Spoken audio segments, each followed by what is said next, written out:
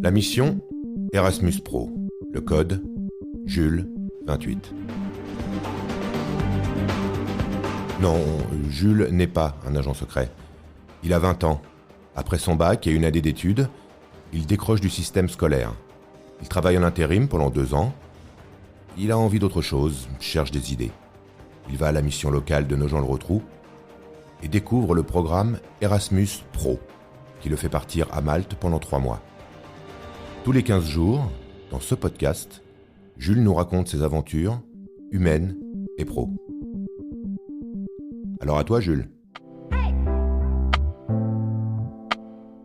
Jules, on est impatient de savoir comment ça se passe. Raconte-nous ce début de voyage à Malte, Erasmus Pro. Ce début de voyage à Malte se passe très bien. Ça se passe hyper bien au travail, ça se passe hyper bien sur l'île. Il fait beau, il y avait le carnaval cette semaine, donc tout va bien. Alors, professionnellement, comment ça s'est passé ? J'ai commencé jeudi matin et j'ai directement commencé à servir le petit déjeuner aux clients. De là jusqu'à 10h, 10h30, jusqu'à ce que les clients aient fini de déjeuner. Après, j'ai dû aller visiter les chambres avec ma patronne, du coup. Elle m'a montré comment vérifier que les chambres soient bien clean, quoi dire aux femmes de ménage, etc. Et ensuite, vers 14h, 14h30, j'ai pu manger et j'ai fini à 15h. Alors, est-ce que tu te rappelles ton premier contact avec le premier client ? Le premier contact avec des clients, en plus, c'était des clients français. Donc, ils m'ont demandé ce que je faisais ici. J'aurais demandé si leurs vacances se passaient bien. Et oui, on a un peu discuté du coup, mais sans plus, vu qu'à côté, je devais servir le petit déjeuner aux autres clients. Et avec ta patronne, tu parles comment ? En quelle langue ? Avec ma patronne, je parle anglais. C'est pas de l'anglais courant, c'est du vocabulaire d'hôtellerie, etc. Donc, j'apprends quand même le vocabulaire anglais de l'hôtellerie. Donc important pour ta formation aussi. Oui, c'est important. Oui, ça reste important, même si je veux me lancer dans l'hôtellerie ou quoi que ce soit après, ça peut m'aider. Allez, 3 mots en anglais qui décrivent comment tu te sens. Fine, happy, tired. Bon, ouais, c'est bien l'accent, c'est déjà pas mal Malte, là. La coloc, c'est bien ou bien ? Ouais, la coloc, ça se passe hyper bien. On est 5 dans la coloc avec 3 autres membres du même groupe que moi et une autre fille qui a 33 ans et qui reste là 6 mois.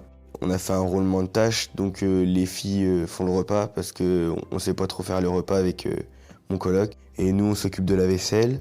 Après, niveau ménage, on fait un peu tous chaque jour du ménage. Là, ces derniers jours, j'ai passé beaucoup de temps à l'extérieur. Le contact, c'est très très vite fait et on a sympathisé directement avec tout le monde. Tout va bien, tout le monde s'entend bien et c'est cool. Tu commences à prendre tes marques, tu prends le bus, comment tu te déplaces ? Dès le début, dès qu'on est arrivé, donc avec la voisine et une de mes colocs, on est allé voir pour où étaient les bus, les supermarchés et tout ça. J'ai pris mes marques tranquillement, niveau bus, tout ça, j'arrive à me débrouiller, même dans la Valette ou quoi que ce soit, j'arrive à me débrouiller sans GPS, donc ça va. Et les Maltais sont sympas ? Enfin, on voit des Maltais, mais on voit plus d'autres étudiants anglais, allemands, tout ça, mais sinon oui, les Maltais, tous ceux que j'ai croisés étaient hyper cool avec nous. Alors la langue que vous parlez le plus, anglais, français, j'imagine ? Oui, du coup, la langue qu'on parle le plus, ça reste le français, vu qu'on vit quand même dans une coloc que de français. Mais du coup, l'anglais, je m'en sers pour commander des verres au magasin ou quand je croise des gens dans la rue et que je demande mon chemin ou quoi que ce soit, je parle anglais.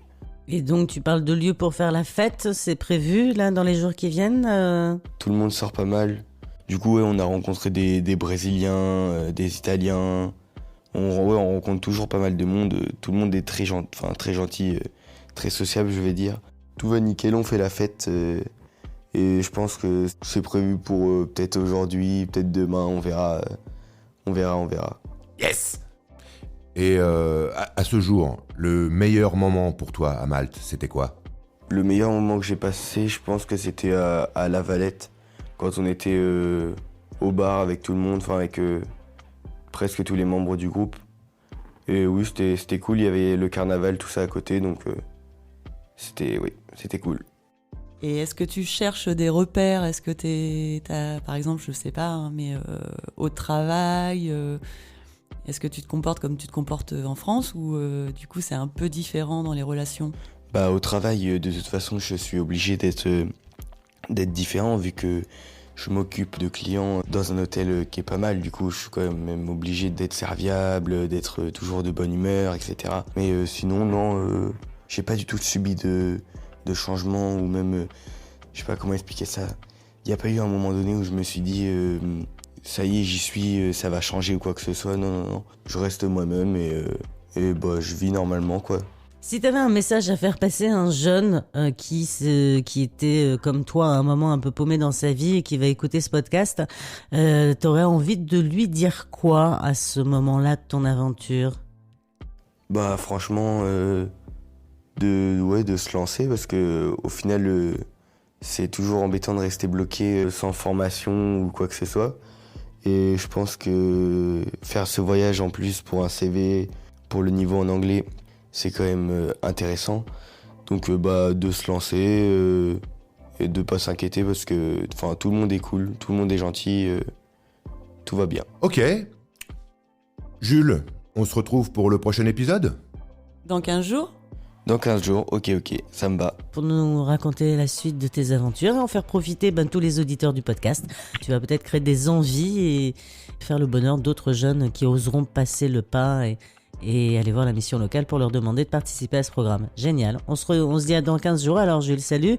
À dans 15 jours, salut Sarah, salut Jessica, salut Bruno.